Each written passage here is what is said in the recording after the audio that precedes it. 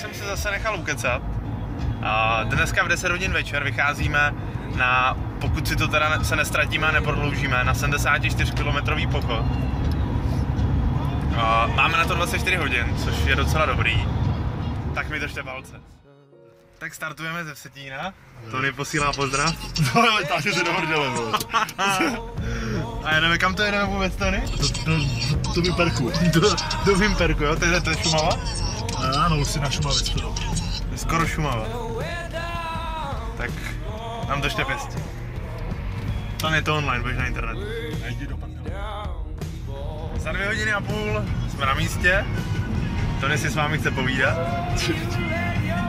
Je to zase online, Tony? Když se schovává, že? Já to nechápu, tady to a to bude, já to zestříhám, tak udělám z toho video. Zálib byl tady v tom dokumentování. Bude. Tak to zalibovali u nás Pokémon, ten se vždycky natáčí všude jaké ty. Ty vole, ale to je... Tak já mám tvůj názor. Já nevím, to je špatně tady tohle. Proč? Co proč? Kvůli čemu? Máš dokumentovat nějaké výstupy, na nějaké hory, na nějaké, že jsi dokázal, teď jednou dokumentuješ jízdu v autě, ale ani neřídíš, to prostě já chci. A tam jde o ty emoce, že teď tě nohy nebolí, pak tě budou bolet nohy. Počkej, mě nebo tebe? Ne. Proč? Tak to jde, že to zvládnem dneska. Myslím, že to zvládneš, já si počítám, ale vidíš je keco, co budeš mít. Až to budeš pouštět dětem, tady toto video, tak mi budeš vidět. 53 minut, jsme na místě.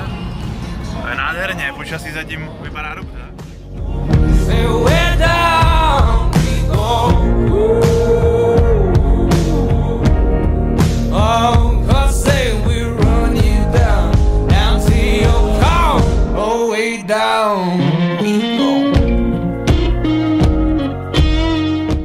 Dnešní výlet začínáme ve Vimperku. Vimperku směr Husinec a z Husince směr Polary.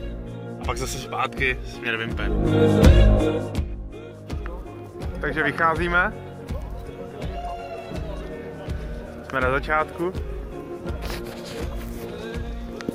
A nic nevidíme. Takže se uvidíme ráno.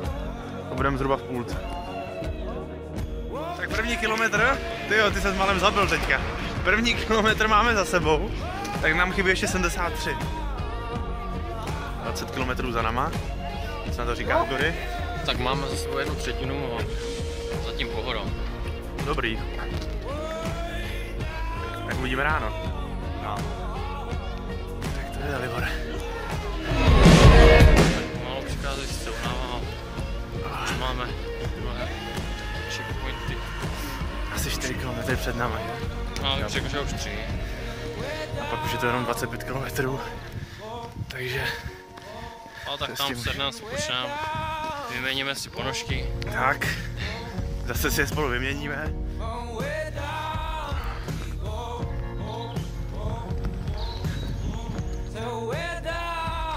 No. Sotva chodím teda. 25 km do konce. Puchyře na nohou. Kolena v prdeli. Tak ještě asi 19 km do konce. To byl docela kopec. Neuvěřitelně bolí kolena. Ale člověk to nesmí vzdát.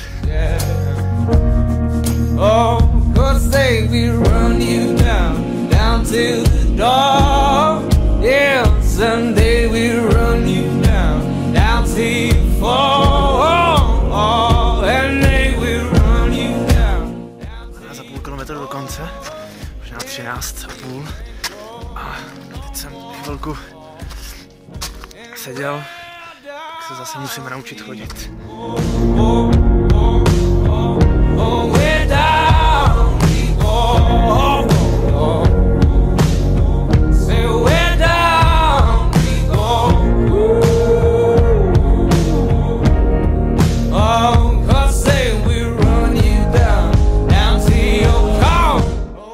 Tak dobré ráno, tak jsem vstal, včera už jsem ani nebyl schopný natočit video, protože jsem došel 2,5 km rychlostí v hodině.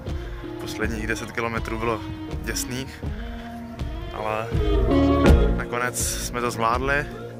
Sice nemůžu chodit, ale 70 km bylo pokořeno. Tony a jeho pochod po 70 kilometrech. Prodí se. Zcela normální člověk prostě normálně chodí. Gory taky zcela v pohodě, vojáci. Nesmrtelní lidé. A normální člověk?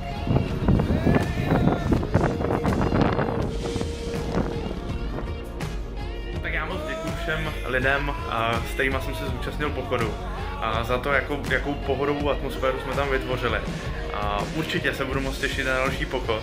A všem ostatním doporučuji, ať se něčeho takového zúčastníte. Nejenom kvůli té platce, tomu, že něco na konci dostanete, ale hlavně kvůli sobě. Kvůli tomu, ať zjistíte, kde máte svoje limity a ať překonáváte ty svoje limity dál. Tak se mějte hezky. So we're down we go, way down we go.